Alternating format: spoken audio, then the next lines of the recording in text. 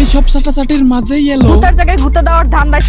ওই গুতাটা দেওয়ার কারণেই জন্ম হয়ে যায় এই দুইটার। আমার বউকে নিয়ে ভিডিও বানাই, আচ্ছা তাহলে অন্যরা এত জলে কেন? হ্যাঁ ওরে ঘাউরা, এইটার মানে তুই বউ ব্যবসায়ী। আর এইসব ব্যক্তিদের আমরা একটা কথাই বলি, সিংহ ছাড়া সিংহ।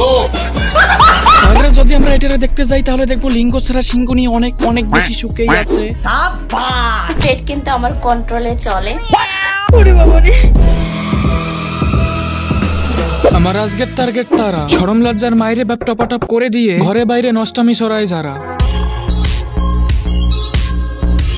তোমরা এতদিন দেখেছো বউ ব্যবসা, ভিউ ব্যবসা, এমনকি সস্তা ভাড়াটিয়া। আর এইসব ভাড়াটিয়াদের এই সব কিছুর মাইরে ব্যাপ টপাটপ করে দিয়ে এখন বাজারে এলো নিউ আপডেট পেট ব্যবসা। এই দেখছেন, মনে হচ্ছে বেবি হবে হবে ভাব, আবার পেট নাই।